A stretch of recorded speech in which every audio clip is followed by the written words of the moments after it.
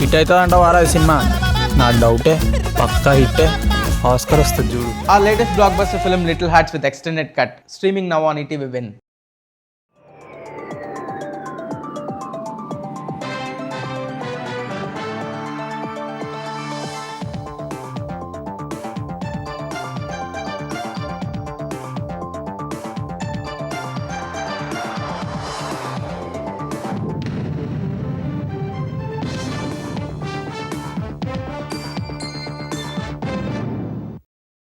నమస్కారం, ETV news కు స్వాగతం. ముందుగా ముఖ్యాంశాలు. కాకినాడ సమీపంలో తీరాన్ని తాకిన మొంతా తుపాన్. 3-4 గంటలు సాగనున్న తీరం దాటే ప్రక్రియ. కోస్తా వెంబడి అలల ఉధృతి. తుపాను ప్రభావిత జిల్లాల్లో జోరుగా వానలు. అనేక చోట్ల విరిగి పడుతున్న చెట్లు, తెగిపడుతున్న విద్యుత్ తీగలు, దెబ్బతింటున్న రహదారులు. ప్రతికూల పరిస్థితులను అధిగమించేందుకు సిద్ధమైన ఏపీ సర్కార్. పునరావాస కేంద్రాలకు వేలాది మంది తరలింపు. రాత్రి వేళ రాకపోకలపై నిషేధం. తెలంగాణలో రాత్రి నుంచి భారీ వర్షాలకు అవకాశం. ఖమ్మం, భద్రాద్రి, ములుగు జిల్లాల్లో అత్యంత భారీ వానలు పడతాయన్న వాతావరణ శాఖ. తుమ్మిడిహట్టి నుంచి సుందిళ్లకు 80 టీఎంసీల నీటి తరలింపునకు రేవంత్ ప్రతిపాదన. అవసరమైన ప్రణాళికలు సిద్ధం చేయాలని అధికారులకు ఆదేశం. ప్రపంచ చిత్ర పరిశ్రమకు హైదరాబాద్ వేదిక కావాలన్న రేవంత్. సినీ కార్మికులకు ఫ్యూచర్ సిటీలో ఇళ్ల స్థలాలు కేటాయింపును పరిశీలిస్తానని హామీ. జనజీవన స్రవంతిలోకి మరో 2 మావోయిస్టు నేతలు.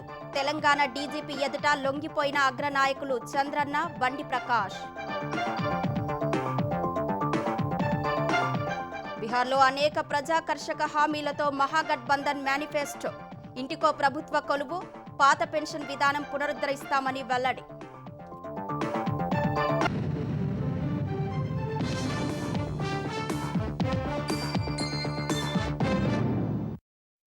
తీవ్ర తుపాను మొంతా భీకరమైన గాలులతో కోనసీమ జిల్లా అంతర్వేదిపాలెం వద్ద తీరాన్ని తాకింది. తుపాను తీరాన్ని దాటేందుకు 3-4 గంటల సమయం పట్టనుండగా ఈ సమయంలో కోస్తా వెంబడి గంటకు 90-100 కిలోమీటర్ల వేగంతో ఈదురుగాలులు వీస్తున్నట్టు వాతావరణ శాఖ తెలిపింది. ఈ గాలుల తీవ్రతకు కోస్తా జిల్లాలో అనేక చోట్ల వృక్షాలు, విద్యుత్ స్తంభాలు నేలకొరుగుతున్నాయి. పలు ప్రాంతాల్లో అంధకారం అలుముకుంది. సముద్రంలో అలల ఉధృతి మరింత పెరిగిపోయింది. తుపాను ప్రభావంతో కురుస్తున్న వర్షాలకు లోతట్టు ప్రాంతాల్లోకి రోడ్లపైకి నీరు చేరింది. తీర ప్రాంతాల ప్రజలను పునరావాస కేంద్రాలకు తరలించారు. మంత్రులు, ప్రజాప్రతినిధులు, అధికారులు సహాయ చర్యలను పర్యవేక్షిస్తున్నారు. కాకినాడ జిల్లాలో మొంతా విలయం సృష్టిస్తోంది. తునిలో భారీ వృక్షం, విద్యుత్ స్తంభం కూలి ట్రాఫిక్ కు అంతరాయం ఏర్పడింది. సహాయ చర్యలు చేపట్టి చెట్టును తొలగించారు. కాకినాడ జిల్లా తొండంగి మండలంలో సముద్ర తీరంలో అలలు ఎగిసిపడుతున్నాయి. ఉప్పాడ తీరంపై రాకాసి అలలు విరుచుకుపడుతున్నాయి. ఉప్పాడ నుంచి కాకినాడ వెళ్లే బీచ్ రోడ్డు ధ్వంసమైంది. సుబ్బంపేట నుంచి కోనపాపేట పరిధిలో 6 గ్రామాలు కోతకు గురయ్యాయి. పదుల సంఖ్యలో గృహాలు దెబ్బతిని కూలిపోయే స్థితికి చేరాయి. అన్నవరం ఆలయం వద్ద దిగువ ఘాట్ రోడ్లో చెట్టు కూలింది. చెట్టును తొలగించి ట్రాఫిక్ పునరుద్ధరించారు. కేంద్రపాలిత యానాంలో ఈదురుగాలులకు ప్రభుత్వ కార్యాలయం వద్ద 80 ఏళ్ల నాటి మామిడి చెట్టు నేలకొరగ్గా తొలగించారు. గోదావరిలో ఉన్న మత్స్యకారుల నావలు కొట్టుకుపోకుండా తాళ్లతో కట్టారు. తూర్పు గోదావరి జిల్లాల్లో చాలా చోట్ల భారీ వర్షాలు కురుస్తున్నాయి. నల్లజర్ల మండలం గుండెపల్లిలో ఎర్రవాగు ఉధృతంగా ప్రవహిస్తోంది. అనపర్తిలో ఎడతెరిపి లేకుండా వర్షం కురుస్తోంది. జీబీఆర్ కళాశాల వద్ద భారీ వృక్షం రోడ్డుపై పడింది. హుటాహుటిన చెట్టును తొలగించారు. కోనసీమ జిల్లాల్లో బలమైన గాలులతో కుండపోత వర్షాలు కురుస్తున్నాయి. పలు చోట్ల చెట్లు పడిపోయాయి. అంబాజీపేట మండలంలోని పుల్లేటి కుర్రులో కొబ్బరి చెట్లు పడి విద్యుత్ తీగలు ధ్వంసమయ్యాయి.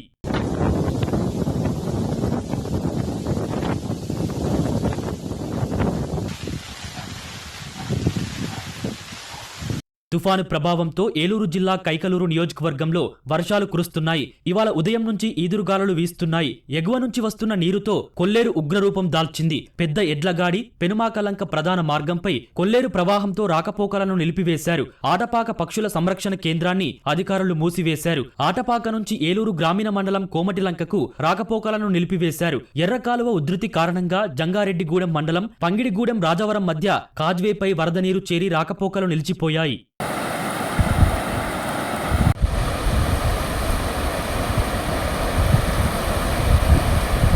తుఫాను ప్రభావంతో కృష్ణా జిల్లా అవనిగడ్డ మండలం వేకనూరులో ఈదురుగాలులకు పెద్ద చెట్టు విరిగి అవనిగడ్డ నాగాయలంక రహదారిపై రాకపోకలకు అంతరాయం ఏర్పడింది. కృష్ణా జిల్లా మోపిదేవి మండలం కోసూరివారిపాలెం మోపిదేవిలో అరటి, వరి పంటలు నేలకొరిగాయి. పల్నాడు జిల్లా నరసరావుపేటలో వర్షానికి రహదారులు నీట మునిగాయి. మొంతా ప్రభావంతో గుంటూరు జిల్లాల్లో వర్షాలు కురుస్తున్నాయి. బాపట్ల జిల్లా రేపల్లెలో ఈదురుగాలులతో కూడిన ఎడతెరిపిలేని వర్షం కురుస్తోంది. రేపల్లె ప్రభుత్వ జూనియర్ కళాశాల ప్రాంగణం చెరువును తలపిస్తోంది.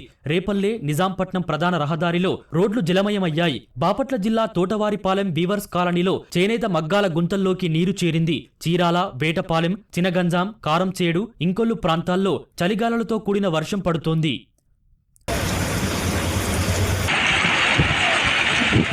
ప్రకాశం జిల్లా ఒంగోలులో ప్రధాన రహదారులు జలమయమయ్యాయి. సింగరాయకొండ, టంగుటూరు, కొత్తపట్నం, ఒంగోలు, నాగులపల్లిపాడు మండలాల్లో వర్షం పడుతోంది. కనిగిరి, మార్కాపురంలో పత్తి, సజ్జ పంటలు దెబ్బతిన్నాయి. సిఎస్పురం మండలం భైరవకోన వద్ద జలపాతం ఉధృతి పెరగడంతో పర్యాటకులు రాకుండా చర్యలు చేపట్టారు. కొత్తపట్నం ప్రాంతంలో పొలాలు ముంపునకు గురయ్యాయి. కొత్తపట్నం బీచ్లో రాకపోకలు నిషేధించారు. కంభంలో ఓ ఇంటి పైకప్పు కూలింది. ప్రకాశం జిల్లా పరిధిలోని నల్లమల ప్రాంత గిరిజనులు రాకపోకలు సాగించేందుకు ఇబ్బందులు పడుతున్నారు.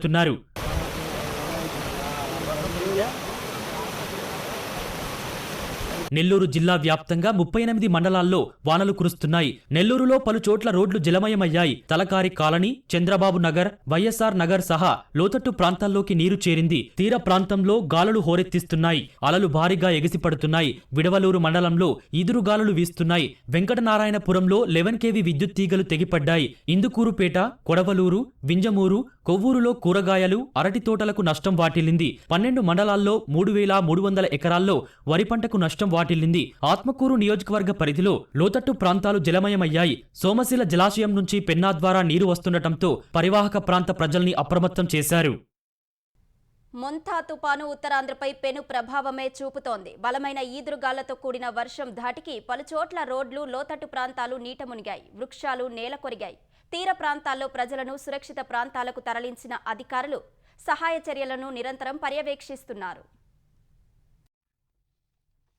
మొంతా తుపాను ప్రభావంతో విశాఖ, మల్కాపురం, రుషికొండ, సీతకొండ ప్రాంతాలు జలమయమయ్యాయి. అవాంఛనీయ ఘటనలు తలెత్తకుండా అధికారులు సహాయక చర్యలు చేపట్టారు. తీర ప్రాంతాలకు సందర్శకులను వెళ్లనివ్వకుండా కట్టడి చేస్తున్నారు. ఆనందపురం పొడుగుపాలెంలోని దత్తప్ప చెరువు నుండి పరిసర ప్రాంతాలు నీట మునిగాయి. పెందుర్తి నాయుడు తోటలోని మేకాద్రి రిజర్వాయర్ నీటి మట్టం క్రమంగా పెరుగుతోంది. ప్రాజెక్టు నుంచి 4 గేట్లను ఎత్తి దిగువకు నీటిని విడుదల చేస్తున్నారు. సింహాచలం మెట్ల మార్గంపై జలధారలు పారుతున్నాయి. ముందు జాగ్రత్త చర్యల్లో భాగంగా భక్తుల మెట్ల మార్గాన్ని మూసేశారు. ఆంధ్ర, ఒడిశా సరిహద్దులోని మాచఖండ్ జల విద్యుత్ కేంద్రానికి చెందిన జలాశయాలు ప్రమాదకర స్థాయికి చేరుకుంటున్నాయి. జోలాపుట్ ప్రాజెక్టు 4 గేట్లను ఎత్తి 18,000 క్యూసెక్కుల నీటిని దిగువకు వదిలారు. డుడుమా 2 గేట్లను ఎత్తి 15,000 క్యూసెక్కుల నీటిని విడుదల చేశారు. అల్లూరి జిల్లా మాడుగుల కొత్తూరు, డుమ్రిగూడ కేంద్రంలో ఇళ్లు కూలిపోయాయి. అనంతగిరిలో కొండచర్యలు విరిగిపడే ప్రమాదం ఉండటంతో అధికారులు స్థానికులను సురక్షిత ప్రాంతాలకు తరలించారు.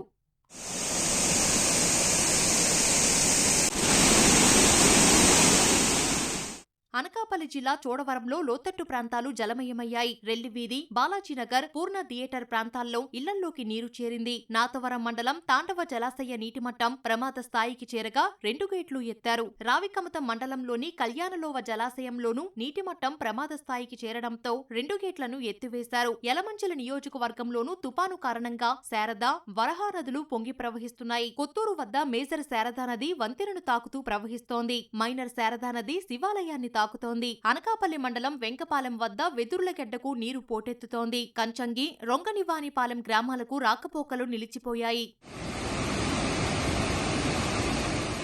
తుపాను కారణంగా శ్రీకాకుళం జిల్లాలోని ఇచ్చాపురం, డొంకూరులో సముద్రం 20 అడుగుల ముందుకు వచ్చింది. ఇచ్చాపురంలో బహుదా నది ఉప్పొంగి ప్రవహిస్తోంది. సంతబొమ్మాలి మండలం భావనపాడులో అధికారులు మాక్ డ్రిల్ నిర్వహించి ప్రజలను అప్రమత్తం చేశారు. వజ్రపు కొత్తూరు మండలం పెద్దబాడం వద్ద గెడ్డ ఉధృతికి కల్వర్టుకు గండిపడింది. రాకపోకలకు అంతరాయం ఏర్పడింది. కలెక్టరేట్లో కంట్రోల్ రూమ్ ఏర్పాటు చేశారు. శ్రీకాకుళం నగరపాలక సంస్థ పరిధిలోని రోడ్లపైకి వరద నీరు చేరడంతో ప్రజలు నానా అవస్థలు పడుతున్నారు. ఒడిశా నుంచి వచ్చే మహేంద్రతనయ నదిలో నీటి ప్రవాహం పెరిగింది. పాతపట్నం నుంచి గోపాలపురం గ్రామానికి వెళ్లే కాజ్వే నీటిలో మునిగి రాకపోకలు నిలిచిపోయాయి.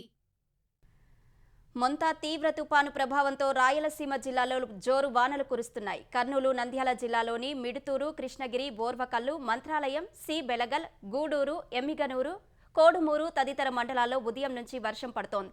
తుపాను కారణంగా నంద్యాల జిల్లాలోని విద్యా సంస్థలకు 2 రోజులు జిల్లా కలెక్టర్ సెలవు ప్రకటించారు. పంట కోతలను 2 రోజులు వాయిదా వేసుకోవాలని రైతులను కోరారు. శ్రీ సత్యసాయి జిల్లా తనకల్లులో ఎడతెగని వర్షానికి సిఆర్పల్లి చెరువుకు భారీగా నీరు చేరుతోంది. కడప జిల్లాలో జోరు వానలు కురుస్తున్నాయి. బద్వేలులో ఎడతెరిపిలేని వర్షంతో లోతట్టు ప్రాంతాలు నీట మునిగాయి. వరద నీరు భారీగా చేరడంతో గండికోట జలాశయం నిండుకుండలా మారింది. ఉమ్మడి చిత్తూరు జిల్లాలో ఎడతెరిపిలేని వర్షంతో స్వర్ణముఖి నది పొంగిపొర్లుతోంది. జిల్లా వ్యాప్తంగా చెరువులు, చెక్ డ్యాంలు నిండి రహదారులపైకి వరద నీరు చేరుతోంది. ఫలితంగా పలు గ్రామాలకు రాకపోకలు నిలిచిపోయాయి. శ్రీకాళహస్తి నియోజకవర్గంలో లోతట్టు ప్రాంతాల ప్రజలను పునరావాస కేంద్రాలకు తరలించారు. మొంతా తుపాను దృష్ట్యా కోస్తా జిల్లాల మీదుగా ప్రయాణించే పలు రైళ్లను రైల్వే శాఖ రద్దు చేసింది. కోస్తాంధ్ర మీదుగా తిరిగే 116 రైళ్లను రద్దు చేసింది. 6 రైళ్లను దారి మళ్లించి నడుపుతున్నట్లు తెలిపింది. 27 రైళ్లను అధికారులు రీషెడ్యూల్ చేశారు. విజయవాడ, రాజమహేంద్రవరం, విశాఖ, గుంటూరు, కాకినాడ, తెనాలి, రేపల్లె, మార్కాపురం, మచిలీపట్నం, నర్సాపూర్ నుంచి బయలుదేరే పలు రైళ్లను రద్దు చేశారు. నిడదవోలు, ఒంగోలు, భీమవరం, మాచర్ల నుంచి బయలుదేరే పలు ప్యాసింజర్ ఎక్స్ప్రెస్ రైళ్లను కూడా రద్దు చేశారు. హైదరాబాద్, చెన్నై, భువనేశ్వర్ నుంచి నడిచే పలు రైళ్లు కూడా రద్దయ్యాయి. 18 రైళ్ల సమయాల్లో మార్పులు చేసి నడుపుతున్నట్లు అధికారులు తెలిపారు. ప్రయాణికులకు సమాచారం ఇచ్చేందుకు రైల్వే స్టేషన్లో హెల్ప్ డెస్క్లు ఏర్పాటు చేశారు. రద్దయిన రైళ్లలో రిజర్వేషన్ చేయించుకున్న వారికి టికెట్ ధర మొత్తాన్ని తిరిగి చెల్లిస్తామని రైల్వే శాఖ తెలిపింది. అటు విశాఖపట్నం, రాజమండ్రి, విజయవాడకు విమానాల రాకపోకలు నిలిచిపోయాయి. శంషాబాద్ అంతర్జాతీయ విమానాశ్రయం నుంచి విశాఖ, రాజమండ్రి, విజయవాడ వెళ్లాల్సిన విమానాలు, అక్కడి నుంచి హైదరాబాద్ రావాల్సిన విమానాలను రద్దు చేశారు. ఇందులో ఎయిర్ ఇండియా ఎక్స్ప్రెస్, ఇండిగో విమానాలు ఉన్నాయి. మొంతా తుపాను వల్ల ప్రాణ, ఆస్తి నష్టం జరగకుండా తగిన జాగ్రత్తలు తీసుకోవాలని ముఖ్యమంత్రి చంద్రబాబు ఆదేశించారు. తుపాను ప్రభావంపై మంత్రులు, జిల్లా కలెక్టర్లు, ఎస్పీలతో సీఎం టెలికాన్ఫరెన్స్ నిర్వహించారు. ముందస్తు జాగ్రత్తలు, సహాయక చర్యలు, పునరావాసం, నష్టం అంచనా అనే అంశాలపై దృష్టి పెట్టాలని అధికారులకు సూచించారు. కాల్వలు, చెరువులకు గండిపడకుండా చూడాలని ఆదేశించారు. తుపాను ప్రభావం వల్ల కరెంటు కట్ చేయాల్సి రావచ్చన్న ఆయన ముందుగానే ప్రజలకు క్యాండిళ్లను సరఫరా చేయాలన్నారు. తీరం దాటిన తర్వాత కూడా భారీ వర్షాలు పడే అవకాశం ఉందన్న సీఎం అప్రమత్తంగా ఉండాలని నిర్దేశించారు. పునరావాస శిబిరాల్లో లోటుపాట్లు లేకుండా చూసుకోవాలని స్పష్టం చేశారు. అధికారులు, ప్రజాప్రతినిధులు సమన్వయంతో పనిచేయాలని ఆదేశించారు. భారీ వర్షాల వల్ల నీరు నిల్వ ఉండకుండా పంప్ చేయాలని సూచించారు. పంట నష్టంపై ప్రాథమిక, పూర్తిస్థాయి అంచనాలను రూపొందించుకునే దిశగా దృష్టి పెట్టాలని ఆదేశించారు. తుపానును ఎదుర్కోవడానికి అన్ని విధాలుగా సిద్ధంగా ఉన్నామని మంత్రి లోకేష్ స్పష్టం చేశారు.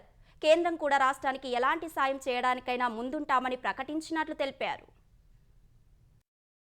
ప్రజాప్రభుత్వం లక్ష్యం ఒకటే, లాస్ ఆఫ్ లైఫ్ అనేది ఉండకూడదు. ప్రోయాక్టివ్ గా సుమారుగా 1328 గ్రామాల్లో ఎక్కడైతే ముంపు ఉంటుందో, ఎక్కడైతే ఇంపాక్ట్ ఎక్కువ ఉంటుందో అక్కడ ఇవాక్యుయేషన్ కూడా నిర్వహిస్తాం జరిగింది. 11 ఎన్డీఆర్ఎఫ్ టీంలు, 12 ఎస్డీఆర్ఎఫ్ టీంలు కూడా ఏర్పాటు చేసాం. రిజర్వ్ టీమ్స్ కూడా ఉన్నాయి. అవసరమైతే ఆర్మీ కూడా హైదరాబాద్ లో కంటింజెంట్ ఉంది కానీ వాళ్ళు కూడా స్టాండ్ బై లో ఉన్నారు. మెడికల్ అండ్ హెల్త్ కి సంబంధించి సుమారుగా 325 క్యాంప్స్ రెడీ చేసుకున్నాం. 876 ర్యాపిడ్ రెస్పాన్స్ టీమ్స్ కూడా ప్రభుత్వం రెడీ చేసింది. సైక్లోన్ ల్యాండ్ ఫాల్ అయిన తర్వాత, దాటి వెళ్ళిన తర్వాత రెస్టరేషన్ కార్యక్రమం అనేది చాలా చాలా కీలకమైనది. కలెక్టర్స్ అందరూ కూడా ఫండ్స్ ఏర్పాటు చేస్తాం. Money is no object. ప్రజలు ఇబ్బంది పడకూడదు అన్న లక్ష్యంతో మేము పనిచేస్తున్నాం.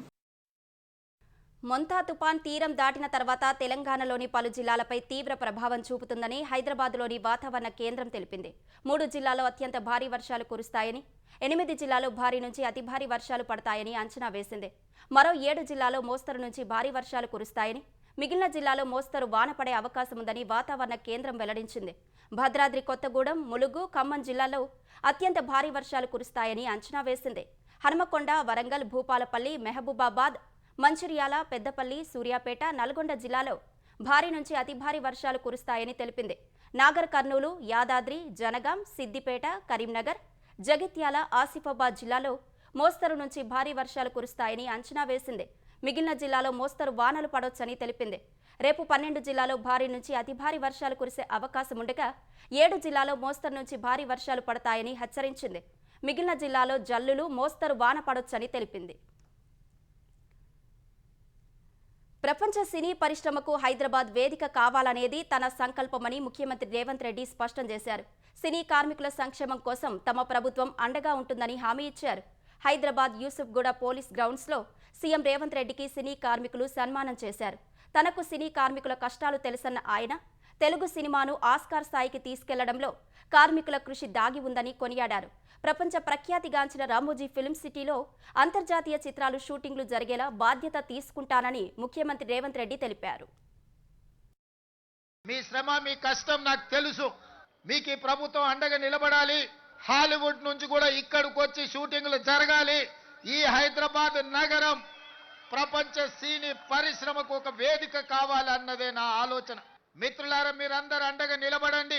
హాలీవుడ్ ని ఇక్కడికి తెచ్చే బాధ్యత నాది. మన సినీ పరిశ్రమ మిత్రులు విదేశాలలో షూటింగ్లు కాదు, అద్భుతమైన రామోజీ ఫిలిం సిటీలో హైదరాబాద్ నగరంలో ఇక్కడ షూటింగులు చేసుకునే విధంగా ఇంకా స్టూడియోలను, కార్మికులను ప్రోత్సహించే బాధ్యత తెలంగాణ రాష్ట్ర ప్రభుత్వం తీసుకుంటుంది.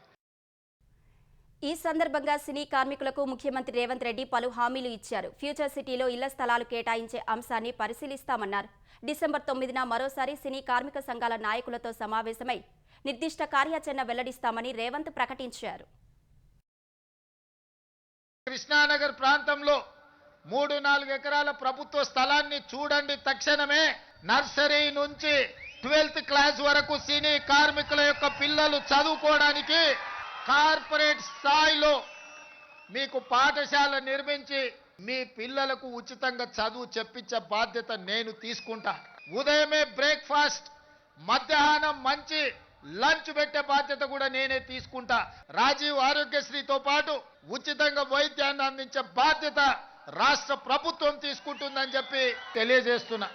కార్మికుల కోసం ఒక వెల్ఫేర్ ఫండ్, ఒక వెల్ఫేర్ కోసం ఒక వ్యవస్థను ఏర్పాటు చేసుకోండి. దానికి రాష్ట్ర ప్రభుత్వం నుంచి అప్ ఫ్రంట్ గా 10 కోట్ల రూపాయలు ఆ వెల్ఫేర్ ఫండ్ కింద నేను డిపాజిట్ చేస్తా. కష్టాలలో ఉండి కష్టాలలో మరణించే కార్మికులను ఆదుకోవడానికి ఆ నిధిని ఉపయోగించండి. రాష్ట్ర ప్రభుత్వం సినిమా టికెట్ల ధరలు పెంచితే ఆ ఆదాయంలో 20% కార్మికులకు ఇస్తేనే రాష్ట్ర ప్రభుత్వం జీవో ఇస్తుంది. వేములవాడ రాజన్న ఆలయ అభివృద్ధిపై శ్రీ శ్రీ శ్రీ విధుశేఖర భారతి స్వామితో సీఎం రేవంత్ రెడ్డి చర్చలు జరిపారు. ధర్మ విజయ యాత్రలో భాగంగా శ్రీ శ్రీ శ్రీ విధుశేఖర భారతి స్వామి హైదరాబాద్కు వచ్చారు. నల్లకుంట శంకర్మఠ్లో స్వామితో సమావేశమైన రేవంత్ రెడ్డి వేములవాడ ఆలయ అభివృద్ధికి తీసుకుంటున్న చర్యలను వివరించారు. అక్కడే ప్రత్యేక పూజలు నిర్వహించారు. ఈ కార్యక్రమంలో ప్రభుత్వ విప్ ఆది శ్రీనివాస్, డిప్యూటీ మేయర్ శ్రీలత పాల్గొన్నారు. తుమ్మిడిహట్టి నుంచి సుందీలకు 80 టీఎంసీల తరలింపులకు ప్రణాళికలు సిద్ధం చేయాలని ముఖ్యమంత్రి రేవంత్ రెడ్డి నీటిపారుదల శాఖ అధికారులను ఆదేశించారు. తుమ్మిడిహట్టి వద్ద చేపట్టాల్సిన ప్రాజెక్టుపై ఆయన ఉన్నతాధికారులతో సమీక్షించారు. ఉమ్మడి ఆదిలాబాద్ జిల్లాకు నీరు ఇచ్చేందుకు ప్రణాళికలు రూపొందించాలని సూచించారు. గతంలో పూర్తి చేసిన పనులను ఉపయోగించుకుంటూ ముందుకు వెళ్లేందుకు అంచనాలు సిద్ధం చేయాలన్నారు. సుందీల బ్యారేజీకి మరమ్మత్తు చేసి అక్కడి నుంచి శ్రీపాద ఎల్లంపల్లికి నీటిని తరలించేందుకు ప్రతిపాదనలు, అంచనాలు రూపొందించాలని తెలిపారు.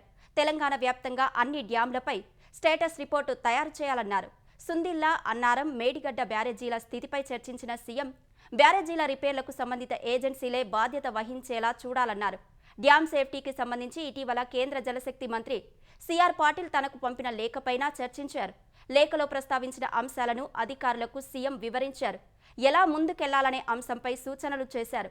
లేఖలో పేర్కొన్న ప్రాజెక్టులకు సంబంధించిన వివరాలను ఇవ్వాలని రేవంత్ రెడ్డి అధికారులను ఆదేశించారు.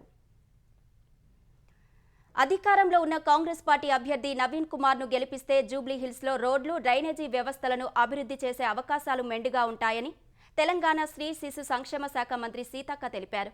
బోరబండలో ఇంటింటి ప్రచారంలో పాల్గొన్న ఆమె రేవంత్ సర్కార్ చేస్తున్న అభివృద్ధి, సంక్షేమ కార్యక్రమాలను ప్రజలకు వివరించారు. 10 ఏళ్ల పాలనలో బీఆర్ఎస్ పార్టీ జూబ్లీహిల్స్ అభివృద్ధిని గాలికి వదిలేసిందని సీతక్క విమర్శించారు.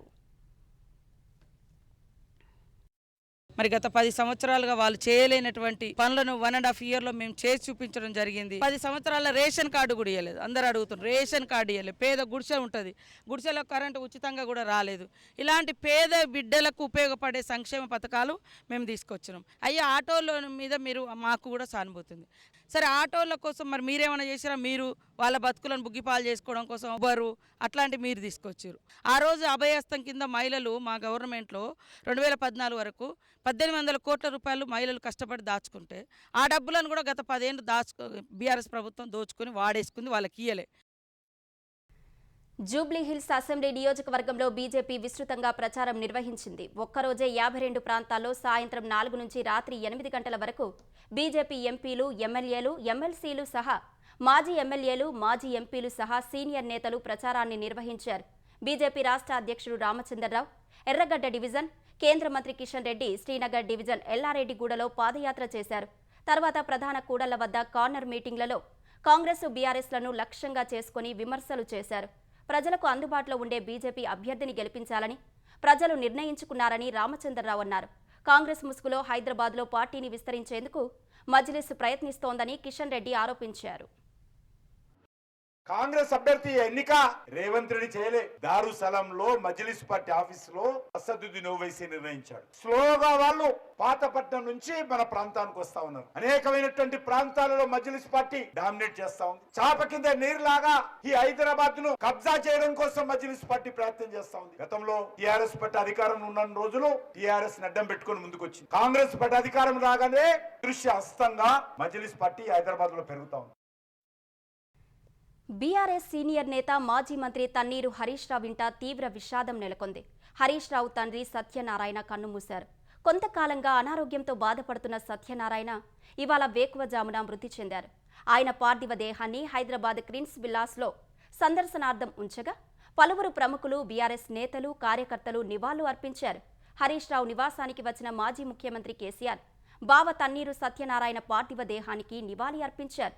తన అక్క లక్ష్మి హరీష్ రావును ఓదార్చారు.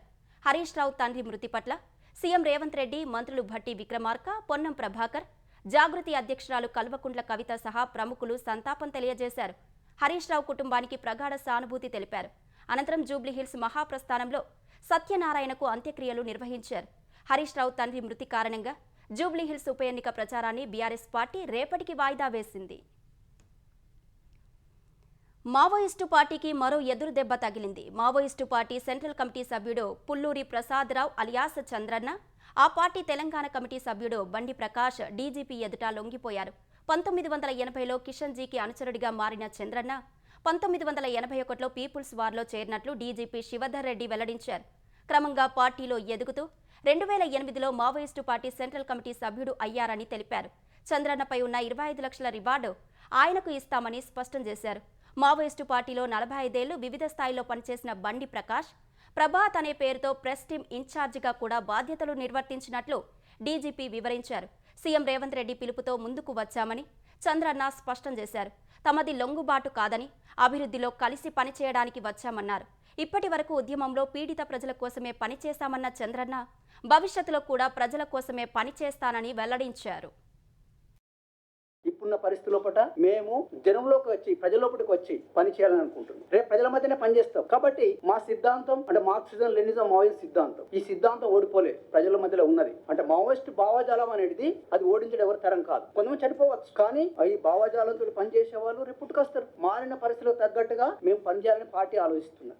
పార్టీ లోపల అంతర్గతంగా చీలిక వచ్చింది, క్లియర్ చీలిక వచ్చింది. కాబట్టి ఎవరి మార్గంలో వాళ్ళ మార్గం వాళ్ళు ఎంచుకున్నారు. మా మార్గం మేము ఎంచుకున్నాం. నేను మాత్రం సిపిఐ మావోయిస్ట్ పార్టీ లైన్ నేను సమర్థిస్తున్నాను. జిల్లాల పునర్వ్యవస్థీకరణతో ప్రజల ఆకాంక్షలు నెరవేరి పరిపాలనా సౌలభ్యం కలగాలని మంత్రులు, అధికారులకు ముఖ్యమంత్రి చంద్రబాబు స్పష్టం చేశారు. గత ప్రభుత్వ హయాంలో జరిగిన కొత్త జిల్లాల ఏర్పాటుతో తలెత్తిన సమస్యలు పరిష్కారం కావాలన్నారు. అదే సమయంలో కొత్త ఇబ్బందులు ఉత్పన్నం కాకుండా చూసుకోవాలని దిశానిర్దేశం చేశారు. జిల్లాల పునర్వ్యవస్థీకరణపై ఏర్పాటు చేసిన 7 సభ్యుల మంత్రివర్గం ఉపసంఘంతో చంద్రబాబు సమీక్ష నిర్వహించారు. ఉప ముఖ్యమంత్రి పవన్ కళ్యాణ్ కూడా సమీక్షకు హాజరయ్యారు. మంత్రులు, కలెక్టర్లు, స్థానిక ప్రజాప్రతినిధులు ప్రజల అభిప్రాయాలను పరిగణలోకి తీసుకొని ప్రాథమిక నివేదిక సిద్ధం చేశామని ముఖ్యమంత్రికి మంత్రులు వివరించారు. కొత్త జిల్లాల ఏర్పాటుపై గత ప్రభుత్వ నిర్ణయం ప్రాంతీయ విభేదాలకు కారణమైందని ముఖ్యమంత్రి విమర్శించారు. భవిష్యత్తులో చేపట్టే నియోజకవర్గాల పునర్విభజనను దృష్టిలో పెట్టుకుని జిల్లాల పునర్వ్యవస్థీకరణ జరగాలని నిర్దేశించారు. రెవెన్యూ డివిజన్ల పునర్వ్యవస్థీకరణను ప్రత్యేకంగా చేపట్టాలన్నారు. మార్కాపురం జిల్లా ఏర్పాటు ఆ ప్రాంత చిరకాల వాంఛ అని సీఎం ప్రస్తావించారు. తాజా ప్రతిపాదనలపై వారంలో మళ్లీ సమావేశమవుదామని మంత్రివర్గ ఉపసంఘానికి సీఎం సూచించారు. వేర్వేరు కారణాలతో అన్నదాత సుఖీభవ ఆర్థిక సాయం అందని రైతుల విషయంలో తప్పులు సరిదిద్ది ప్రయోజనం అందించేందుకు ఆంధ్రప్రదేశ్ ప్రభుత్వం చర్యలు చేపట్టింది. వెబ్లాండ్లో గతంలో పట్టాదారుల పేర్లతో తప్పుగా నమోదైన ఆధార్ నంబర్లను సరిదిద్దాలని నిర్ణయించింది. ఇందుకు సంబంధించి సర్వీసు ఛార్జీ రూపంలో వసూలు చేయాల్సిన 2.72 కోట్ల రూపాయలకు మినహాయింపు ఇచ్చింది. తద్వారా వీరందరికీ అన్నదాత సుఖీభవ ప్రయోజనాలు అందనున్నాయి. ఆంధ్రప్రదేశ్ వ్యాప్తంగా 5.44 లక్షల మంది అర్హులైన రైతులు తొలి విడతలో ఆర్థిక సాయాన్ని పొందలేకపోయారు. సర్వే నంబరు, విస్తీర్ణం, ఇతర వివరాలన్నీ సరిగానే ఉన్నప్పటికీ వెబ్లాండ్లో ఆధార్ నంబర్లు తప్పుగా నమోదు కావడమే ఇందుకు కారణం. వాటిని సరిదిద్దాలంటే మొబైల్ నెంబర్, ఆధార్ సీడింగ్ కింద లబ్ధిదారులు దరఖాస్తు చేసుకుని 50 రూపాయల చొప్పున చెల్లించాలి. తాజాగా ఈ ఛార్జీ వసూలు చేయకుండానే సర్వే నెంబర్ లేదా ల్యాండ్ పార్సిల్ మ్యాప్తో పట్టాదారు ఆధార్ నెంబర్లు మ్యాపింగ్ చేయాలని ప్రభుత్వం నిర్ణయించింది.